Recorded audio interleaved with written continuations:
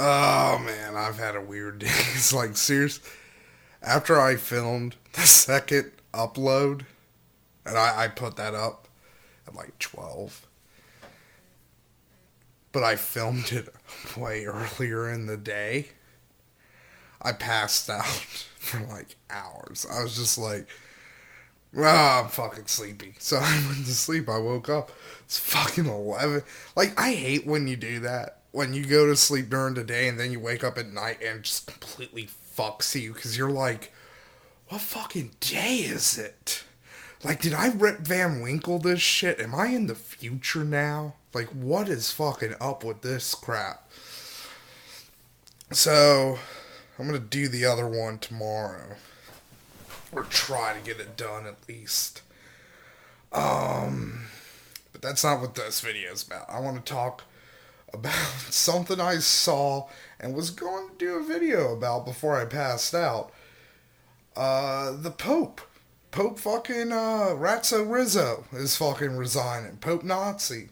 And I gotta say, I'm glad in a way. Cause, yeah, it was fun.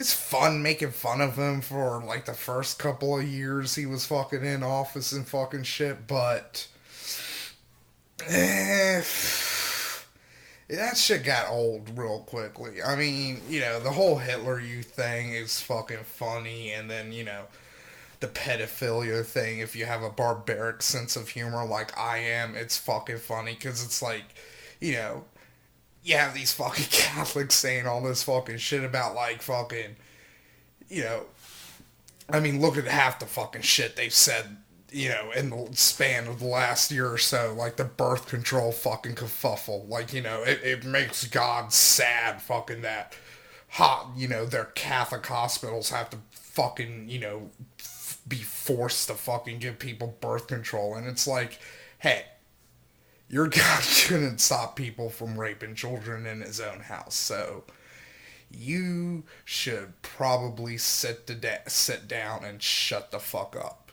Just saying. Like, I mean, seriously, if a child was being raped in my house, like, right now, like, if somewhere in this house there's a fucking priest, there's a priest of Napalm, and he was raping a fucking child, like, I would fucking go there and beat his head in with a hammer or something. Because, like, I brought this up before. Like, I think it was my video when the Sandusky shit happened. And I was like, why didn't McQuarrie fucking attack Sandusky? Because, like, that's, like, the only fucking time you could have an out for really killing somebody and being like, hey, man.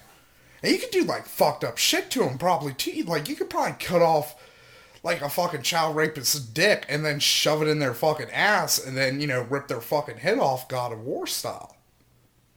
So, I mean, so, yeah, I would totally fucking take that chance to fucking kill a fucking monstrous child molester like fucking that. But God didn't. So, I mean, so I can get it. It is weird, though, because, like, the reasons he's doing it is because he's like, I'm frail and I'm weak and the job is too tough. And it's like, well, isn't that supposed to be the point of the papacy? Is that you are taking on the burden. I mean, you're not exactly taking on the burdens of Christ. I mean, you don't have to be crucified and, buried for fucking 3 days to become Pope. But, like, the burdens that the Pope takes on are supposed to, parallel the burdens that Christ took on. So there's, I mean, you can, like, there are rules for abdication, but it is funny because I was reading up about them.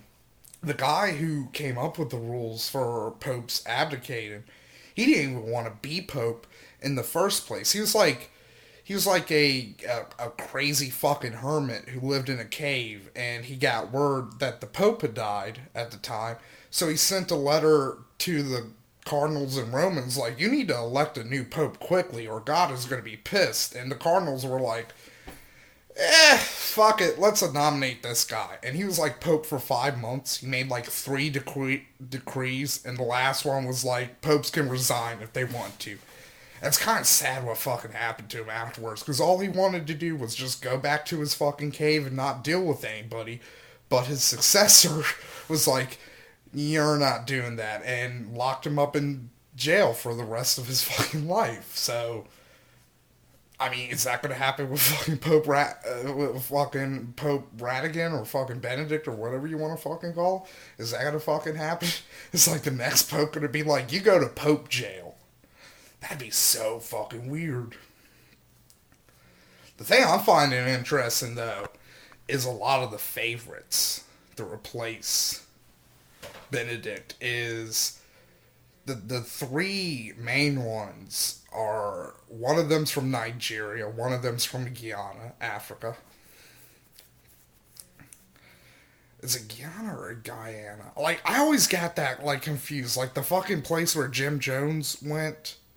Like, I always thought that was an African nation, but it's a South. And then there's there's a fucking African nation, a South African, and it's a South American nation that fucking sound alike. So yeah, one of them's from two of them are from Africa, and the other one's from Honduras. And these guys are some real fucking winners. Like the one from Honduras thinks the Jews control everything, and one of the African ones, he thinks witches. He thinks gays are witches, and they use gay magic to fucking make people fuck, people of the same sex and to fill their fucking ranks, their gay ranks. So it's like, oh boy. Oh, Casey wants in here. You whiny baby, like. Look at you. Coming in here. Oh, get up. There you go. Like I told her, I was like, I'm going to bed, and she just looked at me all like fucking retardedly. I was like, meh. So, but the interesting things to me, and it makes sense that they would go this route, is that's really the face of the Catholic Church now. It's, more and more, the Catholic Church in Europe and, North America is fucking dying. More and more, it's going the wayside. And the only places where it still holds any real power or is fucking growing in any significant numbers is South America and fucking Africa.